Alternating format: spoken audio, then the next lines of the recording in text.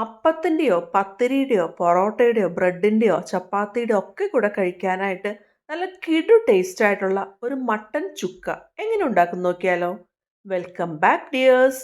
ഞാനിവിടെ 1 kilo mutton എടുത്തിട്ടുണ്ട്. നന്നായിട്ട് കഴുകി വൃത്തിയാക്കി ചെറിയ കഷ്ണങ്ങളാക്കി മുറിച്ച മട്ടൺ നമുക്ക് ഒരു പ്രഷർ കുക്കറിലേക്ക് ചേർത്ത് കൊടുക്കാം.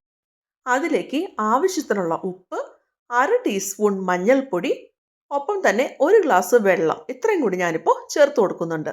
ഇനി നമുക്കിതെല്ലാം കൂടിയിട്ട് ഒന്ന് മിക്സ് ചെയ്തെടുക്കാം. നമ്മൾ ഈ മട്ടൺ വേവിക്കുമ്പോൾ വേറെ മസാലാസ് ഒന്നും ചേർക്കുന്നില്ല കേട്ടോ. ഉപ്പും മഞ്ഞൾപ്പൊടി മാത്രമേ ചേർക്കുന്നുള്ളൂ. എക്സ്ട്രാ വെള്ളം വേണമെന്നുണ്ടെങ്കിൽ മാത്രം ചേർത്താൽ മതി കേട്ടോ. ഇനി നമുക്ക് ഇതൊരു 6 വിസിൽ വരുന്നവരെ ഒന്ന് വേവിച്ചെടുക്കണം. ഒരുപാട് വെന്ത് ഉടയാതിരിക്കാൻ പ്രത്യേകം ശ്രദ്ധിക്കണം കേട്ടോ.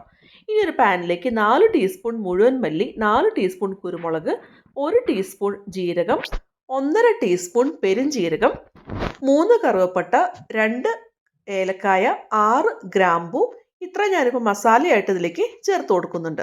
ഒപ്പം തന്നെ എരിവിന് വേണ്ടിയിട്ട് 4 ഉണക്കമുളക് കൂടി ചേർത്ത് കൊടുക്കുന്നുണ്ട്. എന്നിട്ട് ഇതെല്ലാം കൂടി നമുക്ക് ചെറുതീയിൽ വെച്ചിട്ട് ഒന്ന് വറുത്തെടുക്കണം. നമ്മുടെ ഓരോരുത്തരും എരിവിനൊക്കെ അനുസരിച്ചിട്ട് ഉണക്കമുളകും അതുപോലെ കുരുമുളകിൻ്റെയൊക്കെ അളവിലൊക്കെ വ്യത്യാസം വരുത്താട്ടോ. ഇതൊക്കെ നന്നായിട്ടൊന്ന് വറുത്ത് വന്ന് നല്ലൊരു മണമൊക്കെ വരുമ്പോൾ നമുക്ക് ഫ്ലെയിം ഓഫ് ചെയ്യാം. എന്നിട്ടൊന്ന് ചൂടാറാനായിട്ടൊന്ന് മാറ്റി വയ്ക്കാം. ഇനി നമുക്ക് ഒരു ചീനച്ചട്ടിയിലേക്ക് 3 ടേബിൾ സ്പൂൺ വെളിച്ചെണ്ണ ഒഴിച്ച് ചൂടായിട്ട് വരുമ്പോൾ അതിലേക്ക് 2.5 കപ്പ് ചുവന്നുള്ളി രണ്ടാക്കി മുറിച്ചത് നമുക്ക് ചേർത്ത് കൊടുക്കാം. ഒപ്പം തന്നെ ഞാനിവിടെ 2 ടേബിൾ സ്പൂൺ വെളുത്തുള്ളി അല്ലി കൂടി ചേർത്ത് കൊടുക്കുന്നുണ്ട്. ഇനി നമുക്കിത് രണ്ടും കൂടിയിട്ട് മീഡിയം ടു ലോ ഫ്ലെയിമിൽ വെച്ചിട്ട് ഒരു ലൈറ്റ് ഗോൾഡൻ ബ്രൗൺ കളറായിട്ട് വരുന്നത് വരെ ഒന്ന് വഴറ്റിയെടുക്കാം.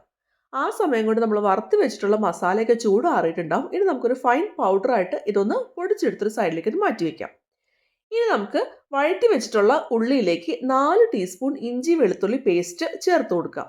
അതിലേക്ക് നമ്മൾ 3 പച്ചമുളക് കൂടി ചേർത്ത് കൊടുക്കുന്നുണ്ട്. എന്നിട്ട് വീണ്ടും ചെറുതീയിൽ വെച്ചിട്ട് വീണ്ടും ഒന്ന് മൂപ്പിച്ചെടുക്കാം. ഈ ഇഞ്ചി വെളുത്തുള്ളി പേസ്റ്റിൻ്റെയും ഒക്കെ പച്ചമണം ഒന്ന് മാറുന്ന വരെ നമുക്കൊന്ന് മൂപ്പിച്ചെടുക്കാം. ഇനി അതിലേക്ക് ആവശ്യത്തിനുള്ള കറിവേപ്പില കൂടി ചേർത്തിട്ട് ഒന്നുകൂടിയിട്ട് നമുക്കൊന്ന് വഴറ്റിയെടുക്കാം. ഇനി അതിലേക്ക് നമ്മൾ വേവിച്ച് വെച്ചിട്ടുള്ള മട്ടൺ അതിൻ്റെ ചാറോട് കൂടി തന്നെ ചേർത്ത് കൊടുക്കുന്നുണ്ട്. ഇനി ബാക്കിയുള്ള കുക്കിംഗ് നമ്മൾ ഈ ചീനച്ചട്ടിയിൽ വെച്ചിട്ടാണ് ചെയ്യുന്നത്. ഇനി അതിലേക്ക് നമ്മൾ പൊടിച്ച് വെച്ചിട്ടുള്ള മസാല കൂടി ചേർത്ത് കൊടുക്കാം. എന്നിട്ടൊന്ന് മിക്സ് ചെയ്യാം. ഇനി നമ്മൾ ചെറുതീയിൽ അല്ലെങ്കിൽ മീഡിയം തീയിൽ വെച്ചിട്ട് ഇത് നന്നായിട്ടൊന്ന് വേവിച്ചെടുക്കുകയാണ് വേണ്ടത്. അത് കാരണമാണ് ആദ്യം പ്രഷർ കുക്കറിൽ വെച്ച് വേവിക്കുമ്പോൾ ഒരുപാട് വെന്ത് ഉടയരുതെന്ന് പറഞ്ഞത് കേട്ടോ.